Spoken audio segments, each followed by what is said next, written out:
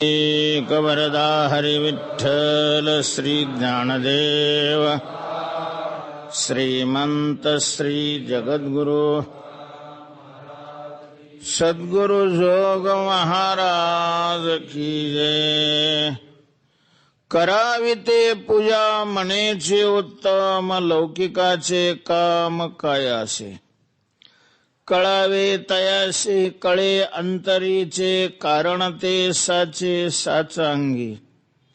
अतिशया अंती लाभ किंवा घात फळ देते चित्त विजायसे।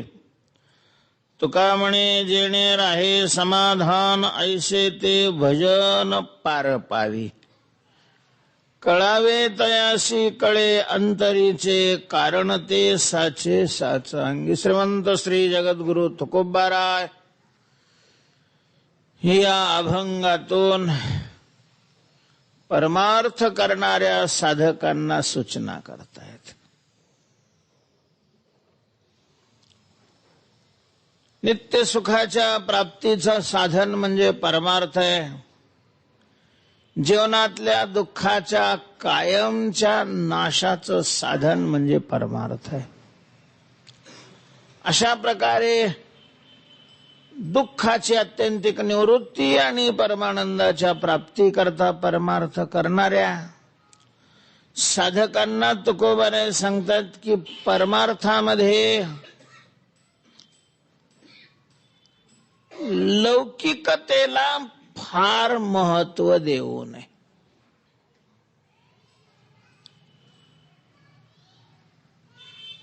परमार्थाची साधना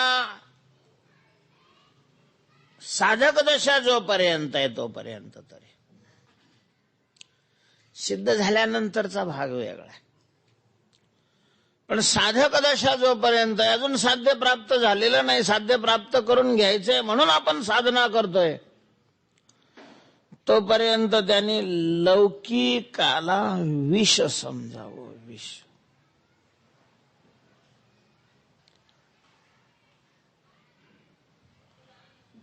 लोकमान वमना समान मानने एकांती राहणे विठोसाठी। तुकोबाराय म्हणतात की लोकमानाला आम्ही वांतीप्रमाणे मानतो। वांती जशी चाटावी वाटत नाही आपली असली तरी, का वाटते कोणाला?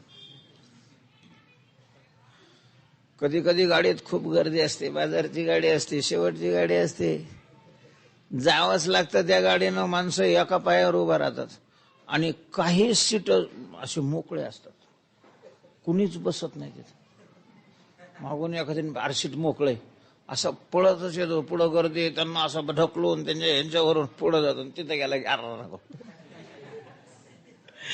त्या सीटावर कोणीतरी काय झालेलं असतं, वकलेलं असतं। जशी वांती तुकोबाराय म्हणतात त्याप्रमाणे आम्ही लोकमानाला मानतो। मानावं महाराज। जर आपलं कल्याण करून घ्यायचं असेल म्हणून आपण परमार्थाला लागलो असू तर लोकमान हा त्याज्य मानला पाहिजे, विषासारखा अशा प्रकारचा मानला पाहिजे।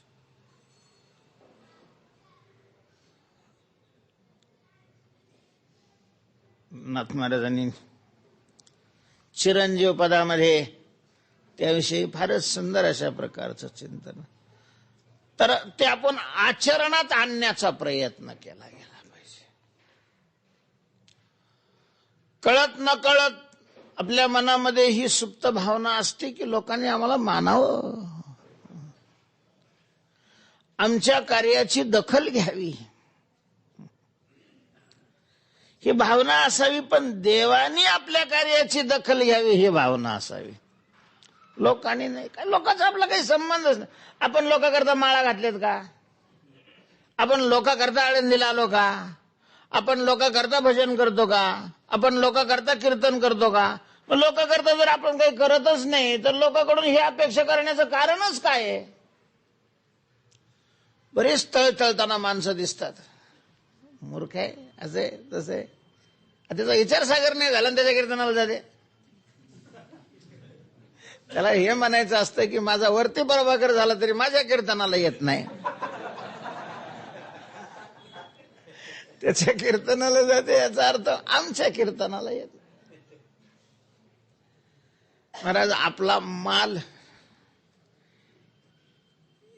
एवढा कमकुवत नसावा की लोक नाही आल्यानंतर तो सुकून जाईल.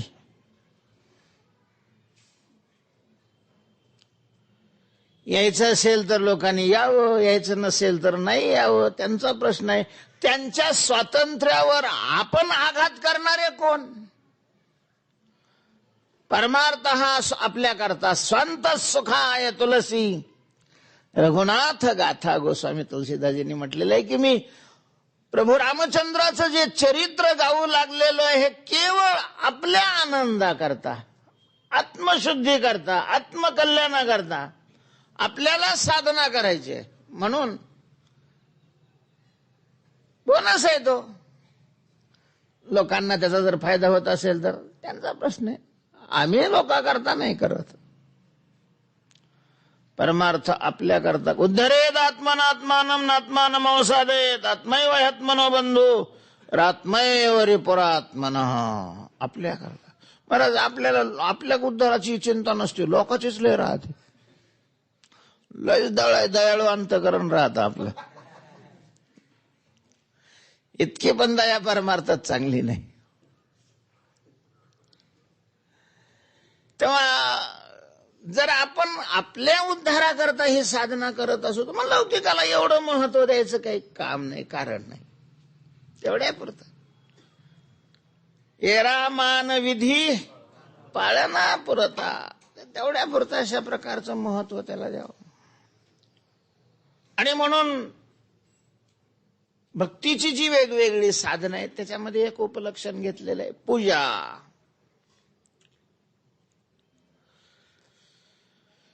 नवविधा भक्तीमधला एक घटक आहे पूजा. अर्चनम म्हणजे देवाची पूजा.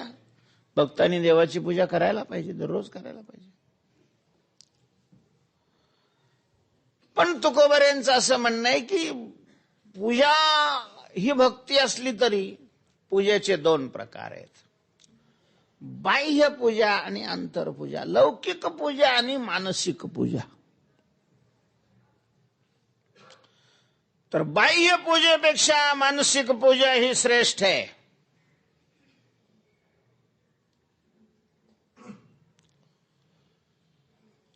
बाह्य पूजा परतंत्र आहे.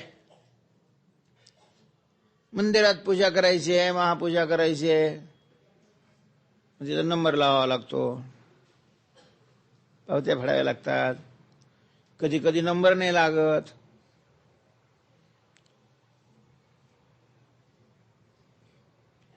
पैसे लागतात बाह्य पूजा करण्याकरता, नंबर लागत नाही, वेळ खूप जातो, अनेकाचं ऐकून घ्यावं लागतं.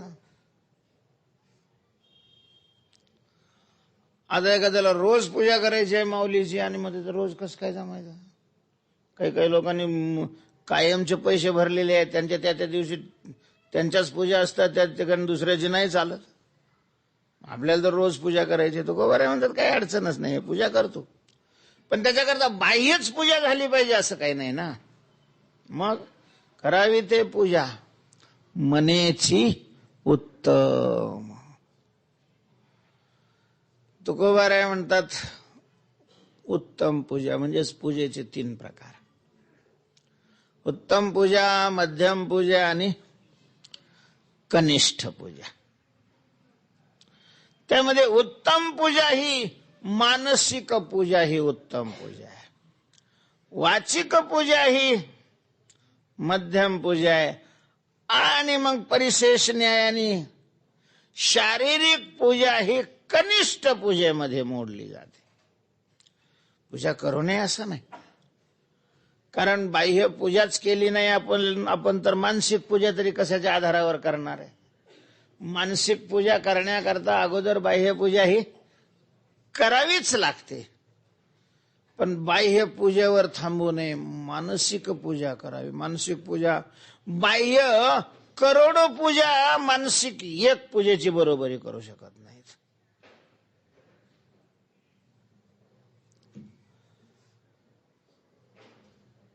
काय असतं, पूजा म्हणजे भक्तीतला एक भाग आहे. भक्ती म्हणजे उपासना. आणि उपासना कशा करता करायची असते, तर चित्ताच्या स्थिरते करता. उपासनेचं मुख्य बल काय आहे, चित्ताची स्थिरता. आणि ही स्थिरता बाह्य पूजेमध्ये नाही साधली जात,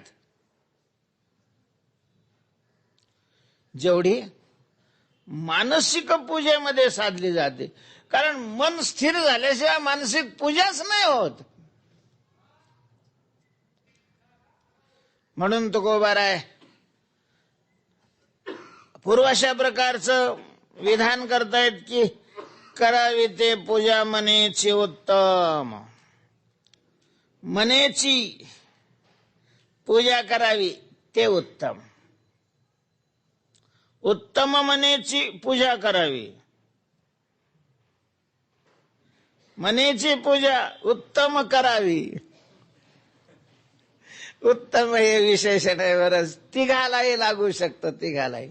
आणि मग विशेषण बदललं की अर्थ बदलत राहतो. एकच वाक्यात जर एखादं विशेषण असेल तर मग त्या वाक्याचे 3 अर्थ निघू शकतात. उत्तम मनेची पूजा करावी. एक म्हणजे पूजा करायची असेल तर पूजा करणाराचं मन काय पाहिजे, उत्तम अशा प्रकारचं पाहिजे. मनात सगळी घाण असेल. तपश्चर्या सुद्धा जर दुसऱ्याच्या नाशाकरता कोणी करत असेल तर ती तपश्चर्या तामस तपश्चर्या मानलेलं आहे. तामस.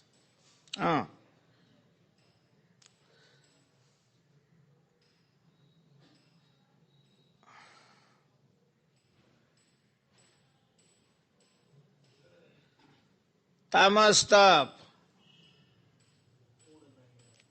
मूढग्राहेनात्मनो यत् पीडया क्रियते तपा. पीडया, पीडा देण्याकरता, पीडेनं, मूढग्राहेनं, मूर्खपणाचा ग्रह मनामध्ये ठेवून, पीडा अशा प्रकारची देऊन जे तप केलं जातं तत्तामस समुदावृतम, ते तामस तप अशा प्रकारचं म्हणलं. म्हणजेच पूजा करत असताना मन त्यावेळेला शांत, सात्विक भावानी संपन्न अशा प्रकारचं लागतं. तर ती पूजा काय होते, उत्तम अशा प्रकारचे होते.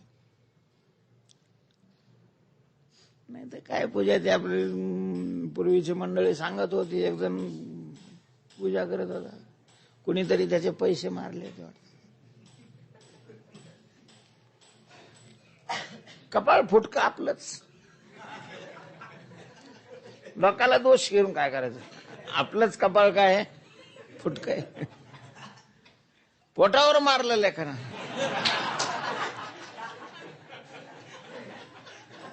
जाऊ दे, विनोद मला नाही आवडत. तेव्हा पूजा करत असताना मन कसं असावं, उत्तम असावं. उत्तम मनाने पूजा करावी, हे चांगलं एक अर्थ. दुसरा अर्थ असा आहे की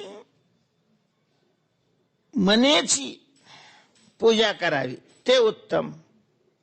मनाने पूजा केलेली ही काय आहे, उत्तम अशा प्रकारची पूजा आहे. पूजेचं उत्तम विशेषण लावलं तर त्याचा अर्थ असा होईल की मानसिक पूजा ही उत्तम पूजा आहे, श्रेष्ठ पूजा आहे. काही लागत नाही महाराज. मस्त सकाळी स्नान झालं किंवा स्नानाच्या अगोदरही काही अडचण नाही. उत्तरेकडे किंवा पूर्वेकडे तोंड करून बसावं, किंवा कुणीकडे तोंड केलं तरी आपण पूर्वेकडे तोंड करून बसलोय अशा प्रकारचं मानसिक पूजाच आहे. बस बसलोय, ज्ञानोबा समाधीच्या समोर आपण बसलोय. बंद केलेले सगळे दरवाजे, तिथं ते सिक्युरिटी उभे केले. पूजा होईपर्यंत कोणी आत घ्यायचं नाही. माऊलीच्या पादुका बाहेर ठेवल्या आहेत, बाहेरच्या बाहेरून दर्शन करून जायचं, मध्ये कोणी यायचं नाही.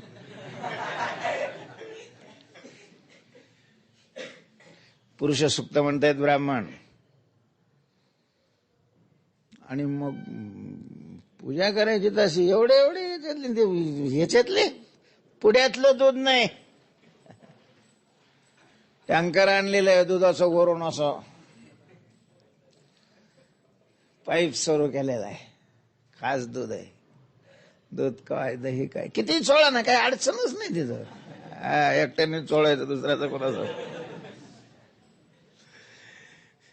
पण अशुद्ध पाण्याने, कोमट पाणी, जास्त गरम नाही जास्त थंड नाही, स्नान घातलेले, समाधी सगळी व्यवस्थित धूतवस्त्रांनी पुसून काढलेली आहे, अत्तर लावलेलं आहे, चांगल्या प्रकारचा भारी कपडा आणलेला आहे, नैवेद्य, मानसिक पूजा.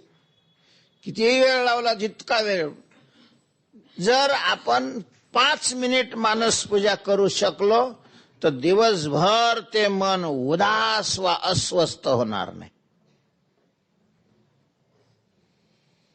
5च मिनिट जर मन स्थिर करू शकलो आपण तर. जर तासन तास अशा प्रकारची ती मानसिक पूजा चालत असेल तर रिद्ध्या सिद्ध्या दारासमोर हात जोडून उभे असतात, आम्हाला काही काम सांगा, आम्हाला काही काम सांगा.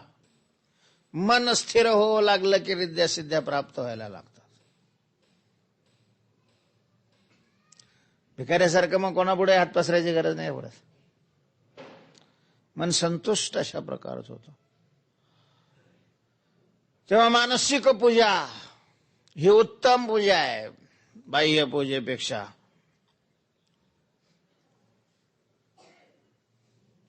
किंवा ती पूजा मनेची उत्तम करावी. करण्याचा प्रकार उत्तम, पूजा उत्तम, आणि उत्तम मनाने अशा प्रकारची करावी ते पूजा मनेची उत्तम. तुकोबारे म्हणतात लौकिकाचे काम काय असे, लोकाला असे पूजेला नंबर लागला, जावयाला पत्र पाठव, शेजाऱ्याला सांग, आमदाराला आपली पूजा आहे, आपली पूजा आहे, आपली पूजा आहे. कशा करता तू अशा प्रकारची दौंडी कशा करता देतोस? तू पूजा करायला लागला म्हणून लोकाला कळालं तर लोकांकडून काय मिळणार आहे तुला? लोकांनी चांगलं मानावं ही आपल्याला अपेक्षा असते. पूजा करतात देवाची म्हणजे पूजा करणं चांगलं हे त्याचं मन मानित असतं, म्हणून तर लोकांना सांगतो तू. महाराज, लोकांनी आपल्याला चांगलं म्हणावं असं मानण्यापेक्षा आपण चांगलं असावं असं मानून जर कृती केली फार लवकर आपलं चांगलं होईल. लोकांनी आपल्याला चांगलं मानलं ना आपण चांगलं नसलो, लोकांनी आपल्याला चांगलं मानलं ना आपण मुळातच काय नसलो, चांगलं नसलं, तर लोकांच्या चांगल्या मानण्याने आपण चांगलं होणार आहे का? आणि आपण चांगलं नसल्यावर आपलं चांगलं होणार आहे का? आपलं चांगलं होण्याकरता तर आपण चांगलं झालं पाहिजे, आणि आपण चांगलं होण्याकरता चांगलं होण्याची साधना केली पाहिजे. लोकांचे मानून काय उपयोग आहे सांगा ना? पोटात आग पडलेली आणि सगळेच लोक म्हणले महाराज तर जेवणच येत असतात कुठेही. एकाच्या पोटात आग पडले सगळेच्या सगळे लोक म्हणतात की बाबा जेवणच आलेले असणार आहे. आता लोक म्हणले जेवण असणार का, आपलं पोट भरणार आहे का?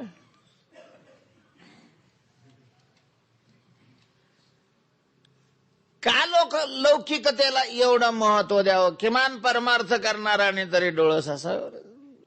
संसारामध्ये ठीक आहे. तुकोबाराय म्हणतात लौकिकाचे काम काय असे? लौकिकाचे काय कारण काय? लौकिक पूजेपेक्षा मानसिक पूजा करावी. मानसिक पूजा ही श्रेष्ठ आहे. कोणताच करा. शक्यतो आपला परमार्थ लोकाला कळणार नाही याची खबरदारी साधकावस्थेमध्ये घेणं महत्वाचं. जसं पेरत असताना पेरलेला दाना झाकला पाहिजे याची दक्षता शेतकरी घेतात. नाना कृषीवळ आपुले पांगुरवी पेरिले पेरिले पांघुरवी, म्हणून ते टिपणीच्या माग रासनी असते. रासनी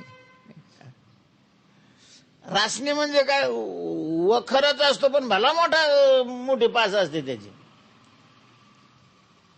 तो काय फार खालून लागतो असंही नाही, त्याने गवत वगैरे निघतं असंही नाही, फक्त बी झाकायचं काम करतो. तो बी झाकतो का, झाकलं तर त्याला अंकुर फुटतो.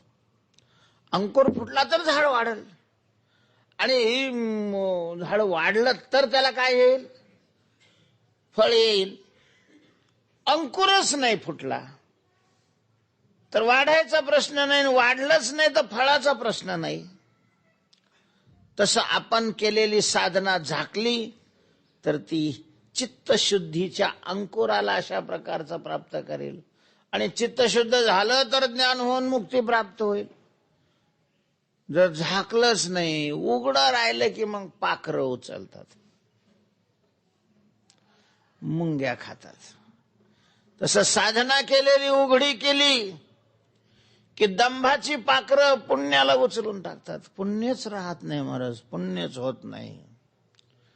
म्हणून परमार्थामध्ये दंभ नसावा. लौकिकाची गरज काय. आपल्याकडे पूर्वी एक म्हण होती, उजव्या हाताने दिलं तर डाव्या हाताला सुद्धा कळू नये इतकं गुप्त ते दान करावं. उपलक्षण कोणतंही साधन, मग नामजप असेल, तीर्थयात्रा असेल, परोपकार असेल, झाकून टाका.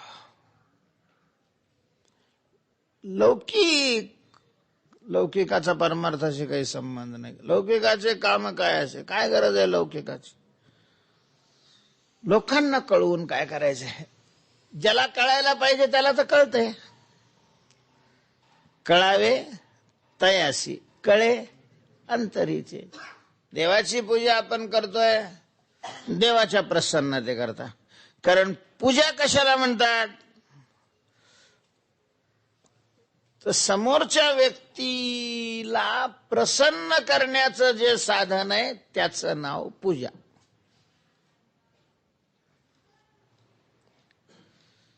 कोणी जर विचारलं पूजा म्हणजे नेमकं काय, त्याला असं नका सांगू की पाणी घालणं, फुलं वाहणं याला पूजा. त्याला पूजा नाही म्हणत. समोरची व्यक्ती प्रसन्न ज्याच्यामुळे होते तशा प्रकारची कृती करणं हे काय आहे, पूजा आहे. पूजा परमार्थामध्ये देवाला प्रसन्न करून घ्यायचं असतं. कारण आपण आपल्या शक्तीने या दुःखावर, जन्ममृत्यूवर, कर्मावर विजय मिळवू शकत नाही. मग देवाला प्रसन्न करून त्याच्या कृपेनं हा विजय मिळवायचा आहे, तर त्याला प्रसन्न करायचंय. पण त्याला प्रसन्न करण्याकरता जर पूजा असेल तर मग बाह्य पूजेचा काही संबंधच नाही. मनोमय पूजा केलेली त्याला कळते, त्याला नुसती कळते असं नाही, त्याला आवडते सुद्धा. मनोमय पूजा हेची पडिये केश, हे चकार लावलाय पुन्हा. मनोमय पूजा हेची पडिये केशे राजा हेची पडिये. मनोमय पूजा हे देवाला आवडते. घेतो कल्पनेचे भोग न मानती बाह्य रंग. कल्पनेचे भोग घेतो.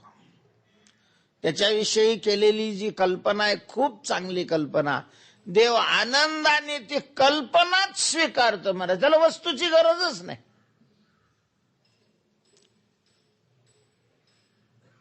तेव्हा कळावे तयासी कळे. ज्याला कळायचंय त्याला कळतं. कसं काय कळतं त्याला. आपण पूजा आतल्या आत करणार, बाहेरचं तर काहीच नाही, नुसता बसलेला दिसतोय माणूस. अरे असं काय बसलास, काही भजन कर, जप कर, काय कर, नुसता डोळे झाकून बसलाय, झोप घेतो. नाही ध्यान करतो. उठवून दिलं का. संस्थेमध्ये असताना 4 वाजता घंटी व्हायची, 7:30 वाजता बरोबर मोठे भाऊ यायचे.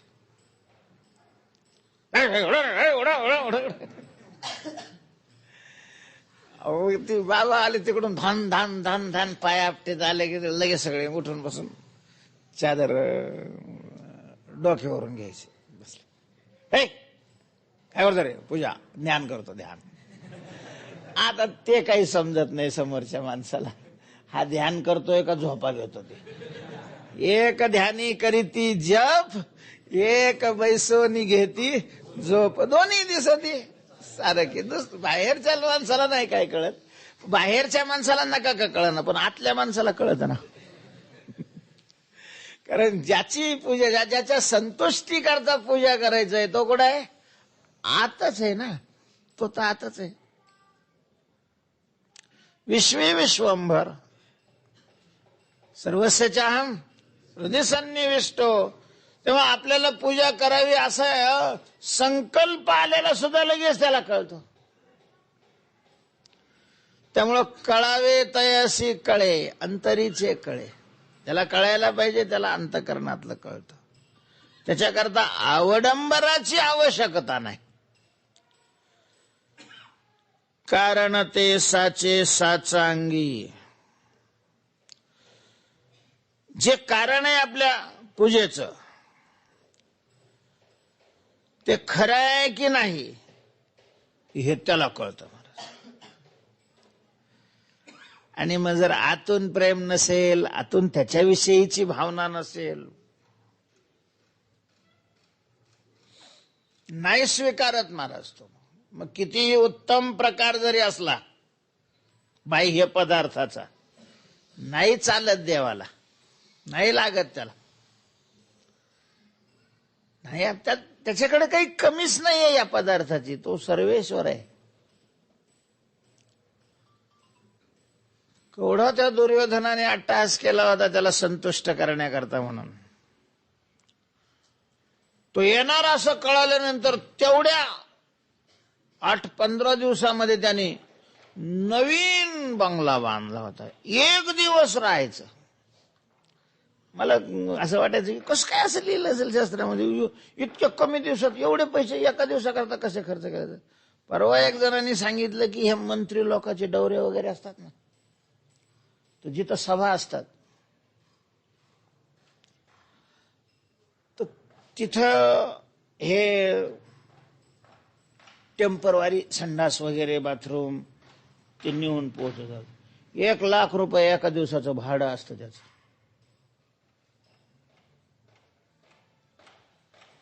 त्या संडासचं भाडं किती असतं? 1 लाख रुपये एका दिवसाचं. आणि मग लक्षात आलं की जर साऱ्या मंत्र्याच्या 1 दिवस जर 1 लाख रुपये जर माणसं खर्च करत असतील तर तिथं तर अख्ख्या राज्याचा प्रश्न होता. कारण दुर्योधनाला खटका होता तो कोणाचा होता? त्या कृष्णाचाच होता. भीती होती ती फक्त कृष्णाची होती. पांडवाला तर तो चावून गिळायला बसला होता. पण सगळे सांगत होते की पांडव नुसते नाहीयेत, कृष्ण त्यांच्या बाजूला आहे. आणि सगळी पृथ्वी एकीकडे आणि एकटा कृष्ण एकीकडे आहे. दुर्योधना तो त्यांच्या विरोधात नको जाऊ. मग त्यांनी ठरवलं ठीक आहे ना, हा त्यांच्याकडे आहे म्हणून हे लोक असं म्हणतात ना, आपण त्यालाच फोडू. त्याच्या भावाला तर पहिलंच फोडलं होतं त्यांनी. मुत्सद्य होतात, विचित्र राहतात महाराज राजकारणी लोक. काय दाखवतील आणि काय करतील काही घेणं नाही त्यांना. समाजाचं फिमा लोकांचं वाटोळ होत असेल, जळल जळल त्याचं जळल, हे साप राहतात बाजूला.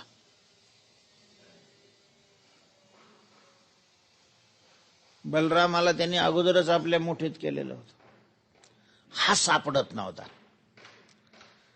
तर त्याला वाटलं चला संधी चालून आलेली आहे, शांतीदूत म्हणून एकटाच येतोय. साम दाम भेद आणि नाही जमलं तर दंड, अशा कुठल्या ना कुठल्या नीतीनं त्याला पांडवापासून अलग करायचा त्यांनी चंग बांधलेला होता. आणि त्याच्याकरता पहिल्यांदा मग दाम, लोभ दाखवायचा होता त्याला. स्वतंत्र बंगला बांधला, काही करोड रुपये खर्चले. फॉरेनहून आचार्य बोलवले होते, काही करोड त्याची फी होती. आता मध्ये बदाम कुठून मागवले, काजू कुठून मागवले, कायला वेळ घालवली ना, कारण एवढं सगळं केलेलं थेट शिवापर्यंत गेला होता तो निमंत्रण द्यायला. तिकडून भगवान येणार, इथून तिथून मंडप दिलेला त्या रस्त्याला, उंच तोही रथाला अडकणार नाही असा, इथून तिथून पायघड्या टाकलेल्या, 5-5 फुटावर तरुण स्त्रिया उभा केलेल्या, हातामध्ये फुलं आणि गुलाबाचं पाणी घेऊन. काय व्यवस्था! तुम्ही बघा, ते कोणाचंही लग्न तुम्हाला फिक्क वाटेल, केवढी व्यवस्था केलेली होती. तिथं आल्यावर दुर्योधन लगेच हार फिर, भगवान खाली उतरले, त्याचा सत्कार घेतो. पहिलं त्यांनी सांगितलं, प्रभू तुम्ही ज्या कामाकरता आलेले आहात ते काम तर सभागृहामध्ये होईल, पण आजचं जेवण माझ्याकडं. भगवान सांगितलं, नाही रे, तुझ्याकडे कसं काय मी जेवणार आहे? का बरं? अरे मी जेवण अगोदरच निमंत्रण घेतलेलं आहे विदुराचं. विदुराला माहिती नाही.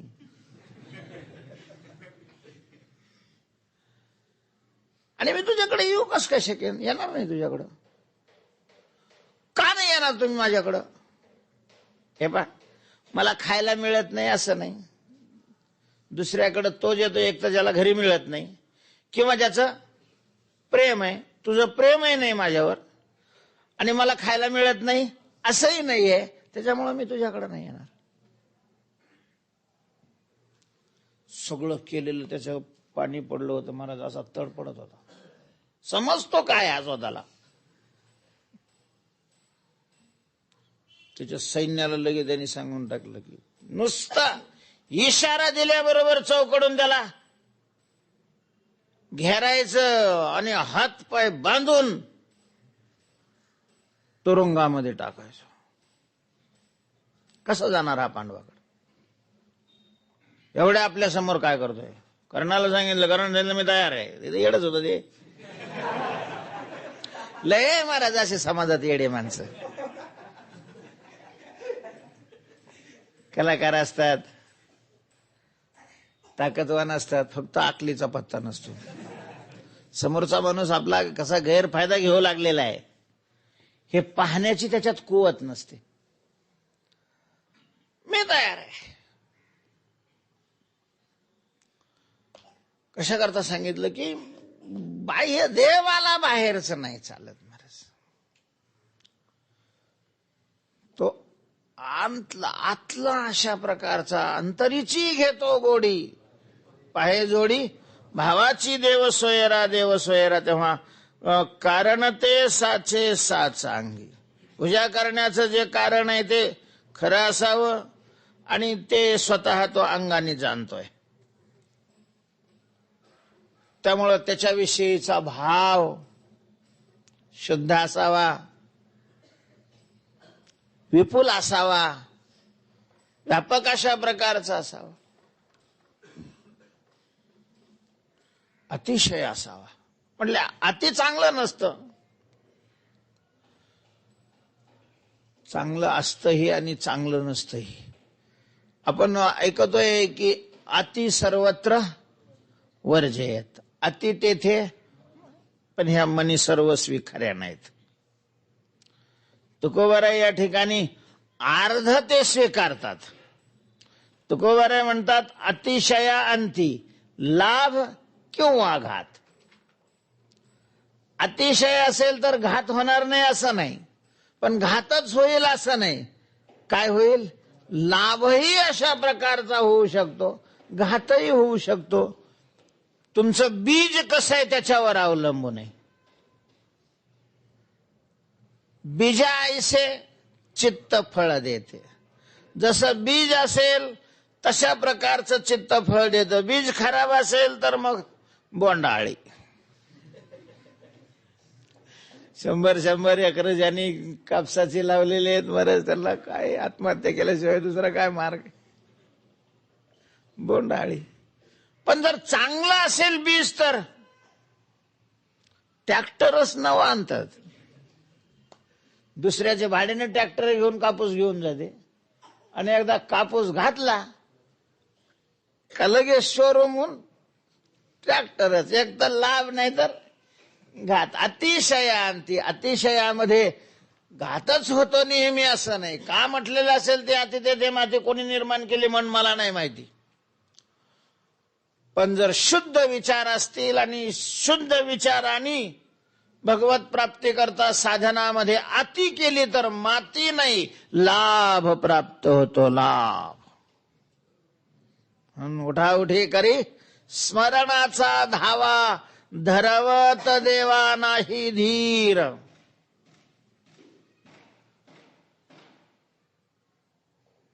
मनाने अशा प्रकारची पूजा करावी. खूप मोठी पूजा करावी. रोज करावी. 3 टाइम करावी. काय अडचण. सकाळीच केली पाहिजे असं थोडी आहे. दुपारी करावी. संध्याकाळी अशा प्रकारचे करावी. 3च काय. एका दिवसात 100 पूजा केल्या तर काय हरकत आहे. आता माऊलीला अभिषेक काय सारखे चालूच असतात. किती होतात त्याचा काय आकडा आहे का. गिऱ्हाईक संपल तेव्हा पूजा बंद.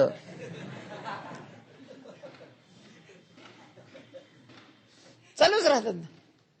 तसे आपण सारखी एक संपली की दुसरी संपली की लगेच तिसरी. दिवसभर जर चालू ठेवलं अतिशय केला त्याचा तर जर चित्तशुद्ध असेल तर लाभच होईल. तेव्हा अतिशयांती लाभ किंवा आघात फळ देते चित्त. बिजायसे कळावे तयासी कळे अंतरीचे. तुकोबाराय शेवटच्या चरणा म्हणतात की तुका म्हणे जेणे राहे समाधान ऐसे ते भजन पार पावे. जेणे समाधान राहे ऐसे भजन पार पावे. परमार्थ मुक्त होण्याकरता करू लागलेले ना तुम्ही. भजनाने आपल्याला मुक्त व्हायचंय. मायेतून पलीकडे जायचंय. मामे वय प्रपद्यंते माया मेताम तरंती ते. या भगवंताच्या उक्तीला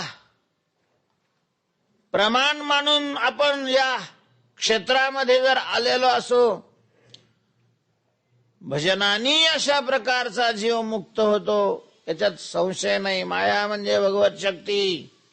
भगवत भजने तिची निवृत्ती. आन उपाय तेथे न चलती. नाथ महाराज म्हणतात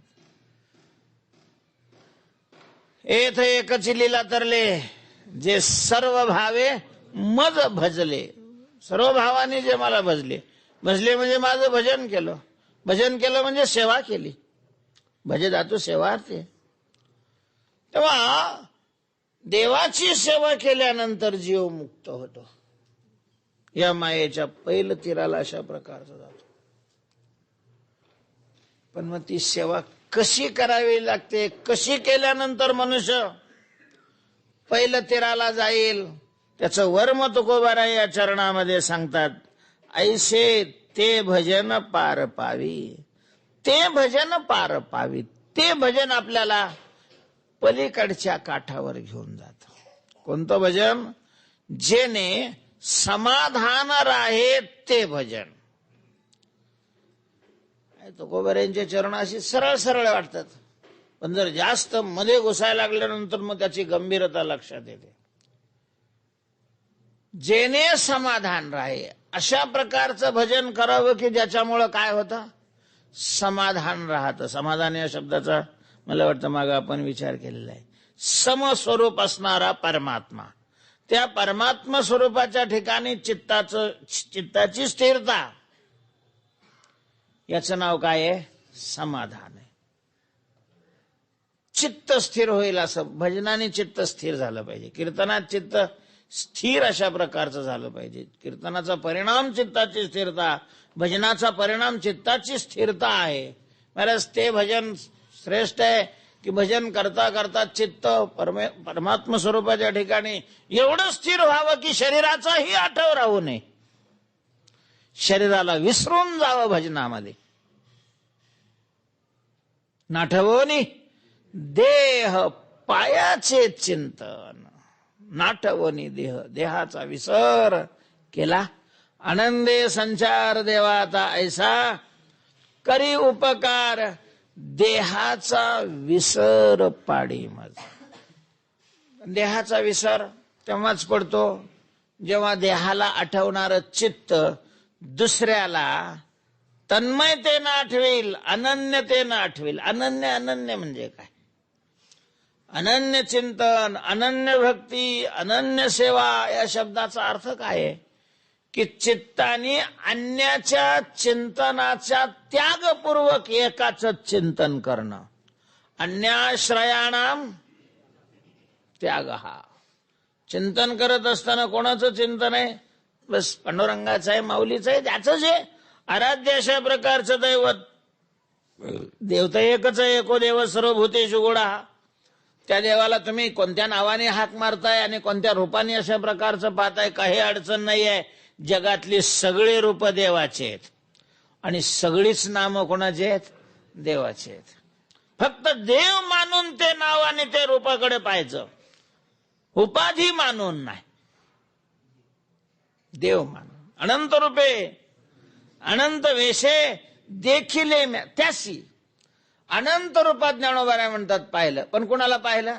त्यालाच पाहिलं. कुत्र्याच्या रूपात पाहिलं, मांजराच्या रूपात पाहिलं, गाढवाच्या रूपात पाहिलं, माणसाच्या रूपात पाहिलं, भिकाऱ्याच्या रूपात पाहिलं, श्रीमंताच्या रूपात पाहिलं. अनंत रूपे. त्रास देणाऱ्याच्या रूपात पाहिलं, प्रेम करणाऱ्याच्या रूपात पाहिलं. अनंत रूपे. नुसतं मंदिरात देव पाहणं हे देवाला खरं पाहणं नाहीये. कारण केवळ मंदिरातच तो आहे असं नाही, तेवढंच रूप आहे त्याचं असं नाहीये. तो तर व्यापक अशा प्रकारचा जगात भरलेला आहे महाराज. जगात भर विष्णुमय जग, वैष्णवांचा धर्म, भेदाभेद भ्रम अमंगळ.